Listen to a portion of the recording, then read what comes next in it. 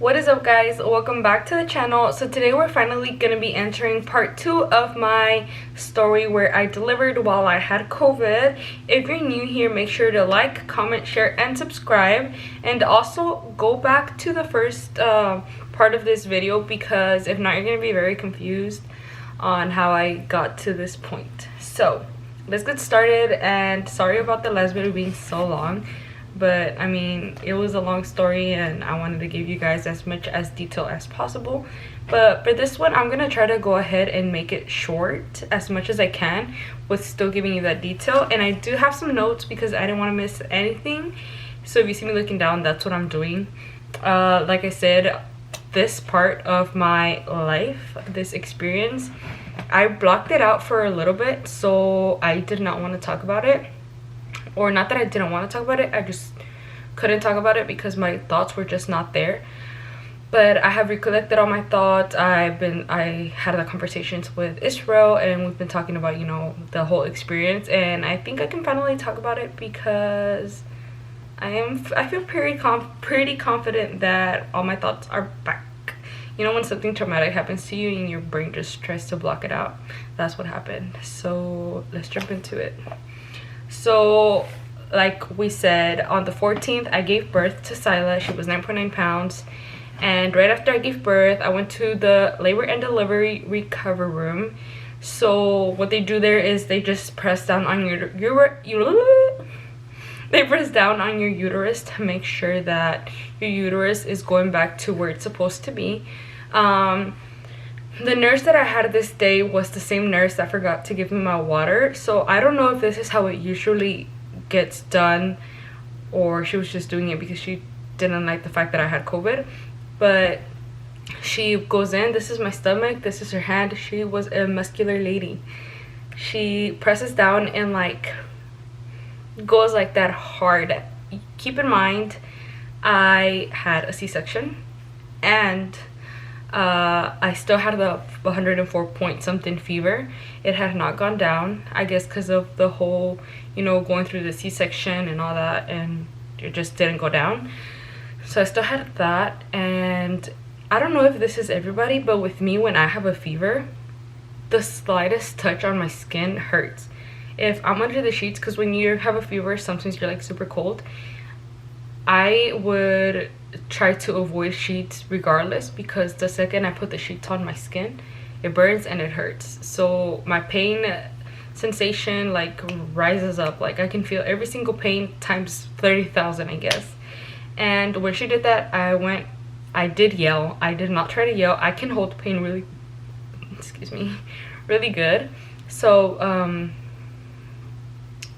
I was like, ah, and she was mad about it, and then she just like walked off. But like, she didn't even give me a warning. She didn't tell me what it was for. She didn't tell me what she was gonna do, and she didn't ask me if I was ready. So she just went in there and blah, blah, blah, blah. So I yelled, obviously not at her. I just yelled at the top of my lungs because I was in pain, and it took me by surprise. So she left, and then she came back, and at this point I pretended to be asleep because I did not want her to like do that to me.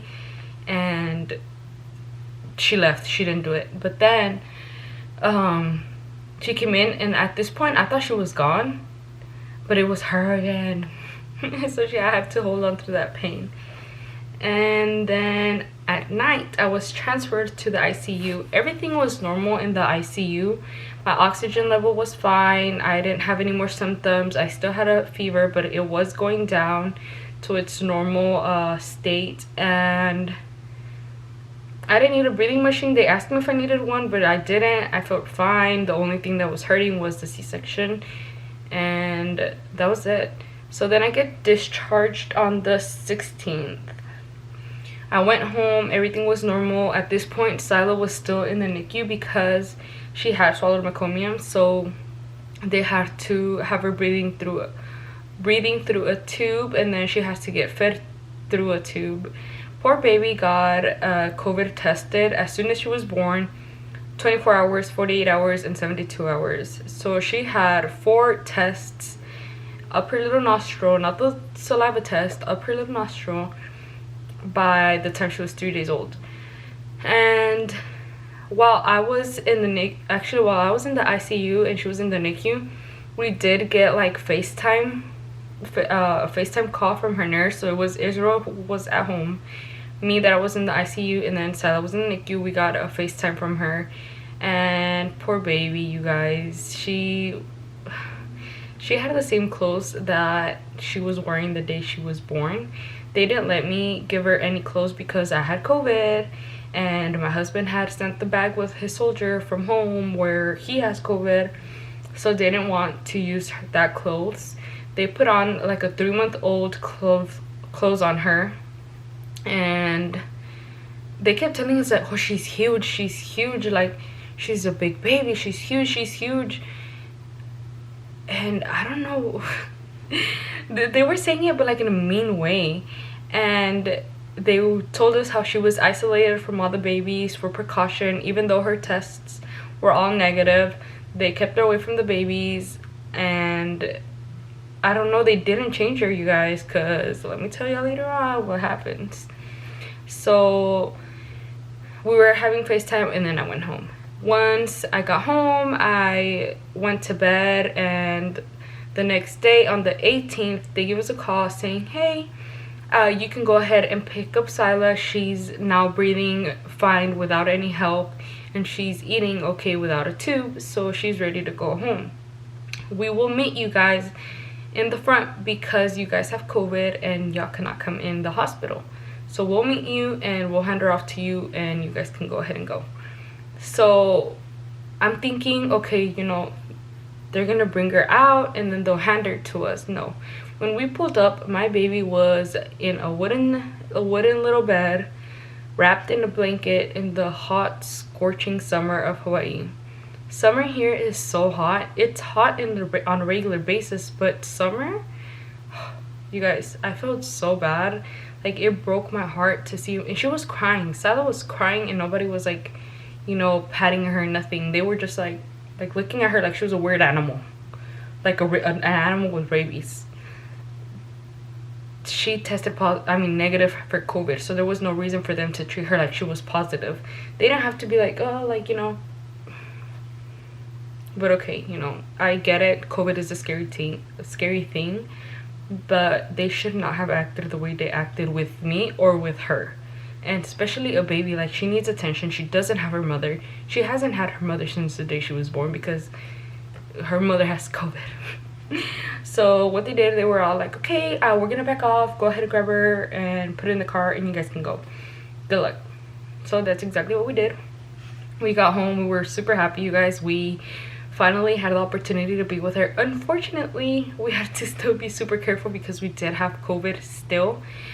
We had to wear gloves. I couldn't breastfeed. We had to wear our masks.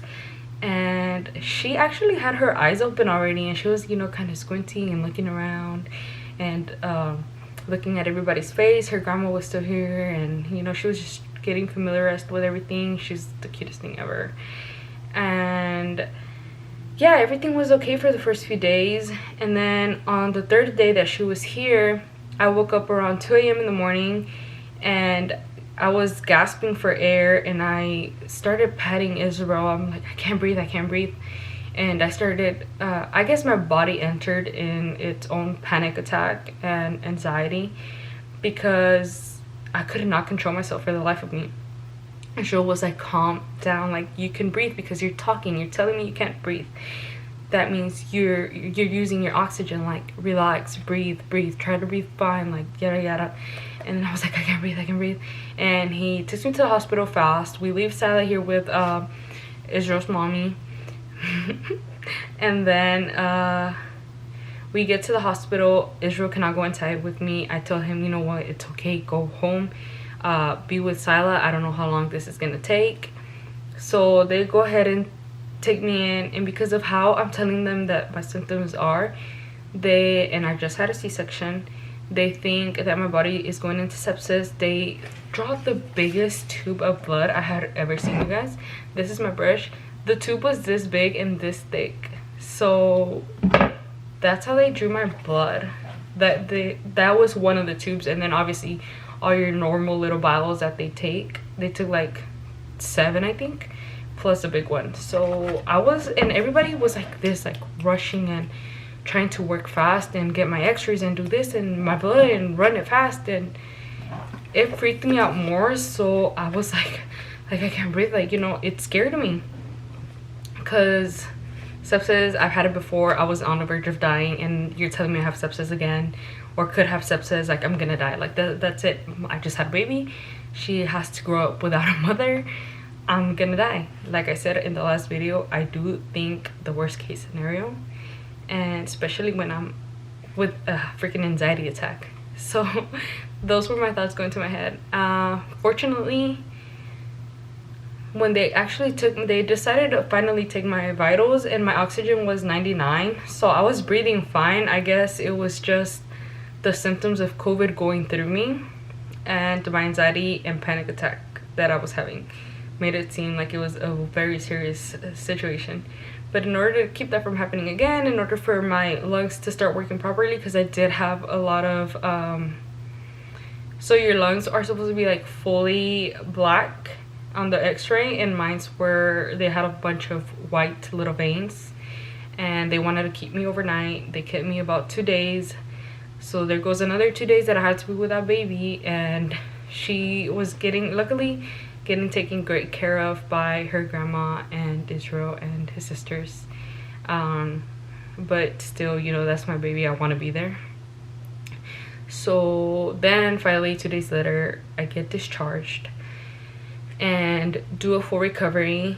I was not sleeping, so I did not sleep for about 4 days because I was so scared to go to sleep and not wake up, or go to sleep and have the same type of attack on my lungs, like the burning and the pain. I was just terrified of that, so I did not go to sleep. I stayed awake, and finally I make a full recovery. Everything was fine. I went to the doctor again, and you know, I didn't have COVID at this point anymore, and everything was perfect. Then I started cleaning around the house and spending time with my mother-in-law and sisters-in-law and Israel. We go to the beach. We spend time together because it's getting ready for that time that they leave. Girl, an infection in my C-section just popped up out of nowhere. I was fine, and out of nowhere I just feel like this gushing, and it was pus and blood coming out of my C-section cut, you guys. And I was like, what the heck? Like, is that normal? Like, I went on Google and it was like, oh, a little bit is normal, but this was like gushing. And I called my nurse. Well, no, I called, who did I call? You guys, I called labor and delivery to ask, like, what do I do? And then they're all like, oh, you're supposed to call your OBGYN. So I called my OBGYN. She's like, oh, you're supposed to call your primary doctor. So I called my primary doctor, and she's like, are you, like, how much is a lot? And I was like, a lot, like it's just gushing out, and it's pus. Like, I see it, it's on the gauze. Like, the gauze is like completely like covered in pus. And she's like, go to the ER. So here I take my little happy self to the ER again, and they tell me that they're gonna have to do surgery because they have to go in there and clean and take out everything that, you know, is causing the infection. So backtrack to surgery, when I told you guys that my C-section lasted not long at all, and it was super fast, like 20 something minutes, when it's a 2-hour situation. I'm thinking that they did not clean good enough in there, that made me develop an infection. So that's because even the doctor was like, well, it's not common to get an infection. That's what I was told. But then later on I like researched it, and apparently it is common, but not how I had it, not how bad mine was. And I'm thinking it's all because they just went in there that day, cleaned like for 2 seconds, and then sewed me back up, and took me back to labor and delivery because they did not want to deal with me since I had COVID. That's what I think happened. So she's all like, you're gonna have to get surgery, and you're gonna obviously have to stay here for wound care for a little bit in order to, you know, for you to recover, and we make sure it doesn't happen again. I was like, no, I'm not doing surgery. I have a newborn at home. my mother-in-law was like gonna leave, I think, in the next 2 days. I was like, I'm not doing surgery, I'm not gonna do it. Is there anything else we can do? And she's like, well, the only thing I can do is cut you right now, right here in the emergency room, clean you as best as I can, put a gauze on, and hope for the best. So I was like, let's do it. And she's like, are you serious? It's like, we're gonna do surgery without like the anesthesia and everything on you right here, right now. And I was like, I'll take that. If it beats being in surgery and leaving my newborn at home. So I was like, let's do it.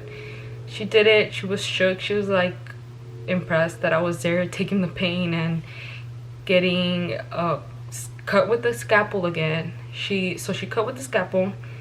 They sprayed a bunch of sterilized water or lidocaine, whatever, inside my cut and washed it, and then with her hand she grabbed gauze, she put it on the tip of her finger, she went in the cut and like started cleaning everything, scraped everything out, and then just put a gauze over it. Oh, and put some tape on the little cut to like kind of start closing it, and sent me on home. I go home and then I call because it's not healing at all. They asked me to go into wound care. I go into wound care and they're all like, oh, girl, this is really infected. And I was like, yeah, I know, it's because I don't want to do surgery, and because I have a newborn. And they're like, oh, we were gonna tell you that you need to go to surgery, but I guess we can try this one thing where we'll just go ahead, cut it, clean the inside, stuff it, add some collagen, and then close it up, and just, you'll have to come every single day in order for us to do that. And I was like, that's fine, like I'll come every day if I need to. So they did that, and it was the most painful thing, you guys. What they did is, I don't have something bigger than this right now, but so they cut again. They grab a long, super long Q-tip with a thick Q-tip thingy right here, a cotton Q-tip, and it was longer. They go in and they start scraping everything, no anesthesia, no medicine, nothing, and they start scraping. I was so dizzy, I couldn't deal. Like, I was dizzy, I was nauseous. Yes, I was in pain, but I was willing to still do that in order to go home that same day. So I just stayed quiet and I suffered in silence. And then they stuffed it with like some gauze, sterilized gauze, that went all the way inside the cut, filled up the cut. You can see the lump of gauze inside of me. And then we had to repeat that over and over until my cut was fully closed. So it took about 2 weeks where I had to go every day and then every other day. And every single time it was super painful, because like, imagine just something going into a wound, and it's a fresh wound. They're just messing with it. They poke at it, they put water pressure in it, and it was so painful. So I was going through with that, and then finally it closed, and Silas was about 2 months a month at this point, and that's when I finally stopped having to deal with all the C-section situation. And you guys, it traumatized me so freaking bad, because I don't know why it got that bad, because of COVID or because it's just how my body reacted to pregnancy and labor. So I'm scared to go through it again. I do not see myself having another kid, unless God wants to, of course, but way later on, once we're out of Hawaii. And hopefully by that time I will be mentally healed, and I won't be as terrified. I did go through so much with Sila. I fell down from the stairs. I was told I had preeclampsia, and then I was told I didn't, and then I didn't get the care I thought I was gonna get because of the preeclampsia. And I thought, they just worried me so much. And then I got in a car accident while I was pregnant, and just a bunch of things happened that I'm traumatized, and I'm good for now. I love Sila. If I had to do all that again to have Sila, I would. But if it's to have another kid, no. I do not recommend getting pregnant right now or around COVID. Not everybody experience is like this right now, but mine's was. Like, everything that you can think of that could go wrong went wrong. And props to all the mommies that are going through this pandemic, giving birth, having doctor's appointments to see the baby. You know, your partner can be there, especially if it's your first time. I mean, in general, if it's not your first time, you obviously want the father of your child there, you know, to experience all this with you. And Corona snatched that from all of us, you know. The dads couldn't be at ultrasounds, your mom couldn't be there, and a bunch of stuff, you know. And props to everybody that made it through COVID. And I think that's it for this video, you guys. I will be posting more content in order to have my family keep up with us being out here.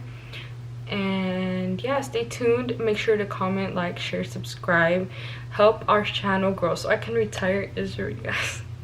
Hopefully by the time that we leave Hawaii, he does not re-enlist. I do not want him to re-enlist.